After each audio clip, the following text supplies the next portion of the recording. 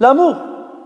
Et ça, c'est un des actes les plus obligatoires pour le croyant, de connaître Allah subhanahu wa ta'ala et de proclamer son unicité à travers cela, et de connaître le prophète alayhi salatu wassalam, le suivre et l'obéir et l'aimer. Wal mar'u ma'a man ahab. Et la personne sera avec celle qu'elle a aimée. ولا يؤمن أحدكم حتى يكون النبي صلى الله عليه وسلم أحب إليه من كل شيء من والده وولده والناس أجمعين ونفسه. Et nul d'entre nous ne croira réellement et véritablement, nul d'entre nous n'atteindra le vrai degré de la foi dans sa complémentarité, sa perfection, tant qu'il n'aura pas aimé le prophète alayhi salatu wassalam plus que toute chose et que tout individu, ses parents, ses enfants, tout le monde et lui-même. Comment aimer le prophète sallallahu alayhi wa sallam sans le connaître?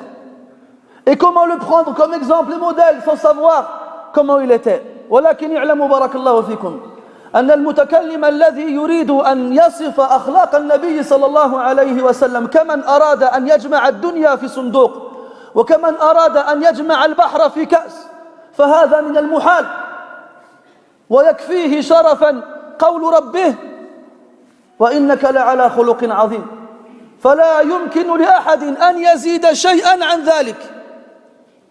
Sachez que celui qui veut décrire la perfection du comportement du prophète sallallahu alayhi wa sallam est-elle la personne qui essayera de réunir ce bas monde dans une boîte ou encore de réunir l'océan dans un verre? C'est impossible. Il suffit au prophète sallallahu alayhi wa sallam comme compliment l'attestation qu'Allah tabaraka wa ta'ala lui a faite dans le Coran, dans un verset que tous les musulmans lisent, et ce jusqu'au jour où Allah ta'ala récupérera le Coran.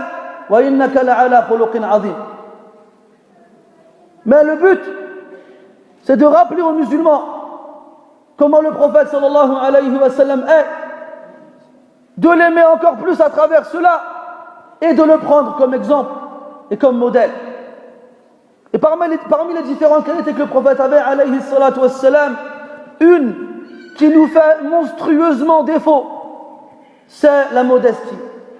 En arabe, on appelle la modestie at-tawadu'. Mais en vrai, la meilleure traduction du mot tawadu', ce n'est pas la modestie, c'est le rabaissement. Le fait de se rabaisser. Ça vient du verbe wada'a yada'u. Poser au sol ou bien poser en bas.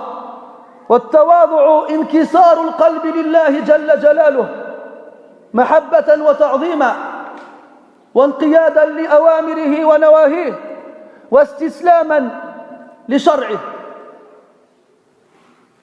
La modestie, التواضع, le fait de se rabaisser, c'est le fait de briser son cœur pour Allah subhanahu wa ta'ala. Le fait de reconnaître son insignifiance devant la perfection d'Allah Jalla Jalaluh et de comprendre à quel point nous ne valons rien. C'est le fait de manifester l'amour, la vénération et la glorification que l'on a envers Allah subhanahu wa ta'ala à travers la reconnaissance de notre imperfection. Et Allah tabaraka wa ta'ala dans le Coran a informé le prophète alayhi salatu wassalam que le paradis était la demeure des gens modestes. قال جل جلاله تلك الدار الآخرة نجعلها للذين لا يريدون علوا في الأرض ولا فسادا والعاقبة للمتقين. Voici la demeure de l'au-delà. Nous l'avons réservée à ceux qui ne veulent pas s'enorgueillir sur terre ni y semer le désordre. Et la bonne fin est certes pour les pieux et les vertueux, qui ne veulent pas s'enorgueillir, ne se sentent pas au-dessus des autres, et ne veulent pas y semer le désordre. Et Allah tabaraka wa ta'ala a ordonné au prophète alayhi salatu wassalam de faire preuve de modestie à l'égard des croyants. فقال جل وعلا واخفض جناحك للمؤمنين. Et rabaisse ton aile à l'égard des croyants, c'est-à-dire rabaisse-toi et montre-leur de la reconnaissance et du respect. والنبي صلى الله عليه وسلم كما لا يخفى على أحد سيد ولد آدم على الإطلاق وأشرف الناس وخيرة ربه عز وجل ومصطفاه. Le prophète alayhi salatu wassalam est le plus noble des fils d'Adam et le plus pur et le meilleur auprès d'Allah subhanahu wa ta'ala. En temps normal, lorsque l'être humain ressent en lui qu'il est meilleur que les autres, qu'il le mérite ou non, ça ouvre chez lui une porte vers l'orgueil et vers le mépris de l'autre. Et il pense qu'en atteignant ce degré-là, il a le droit de ne plus se mélanger avec certaines catégories de personnes ou de ne plus participer à certains événements où se trouveraient certaines personnes, et ainsi de suite. فالنبي صلى الله عليه وسلم بلغ في سلم الاجتماع الذروة والغاية القصوى، ومع هذا فلم يكن يترفع على أحد ولم يكن يتكبر على أحد صلوات ربي وسلامه عليه. النبي عليه الصلاة والسلام avait atteint le degré le plus ultime et le plus haut dans l'échelle sociale, et avec cela jamais il ne s'est écarté de qui que ce soit ou a méprisé qui que ce soit. Et sachez mes frères que la modestie se manifeste à travers différentes formes. Parmi ces différentes formes-là, le fait d'accepter la vérité, quelle que soit la personne qui te l'apporte.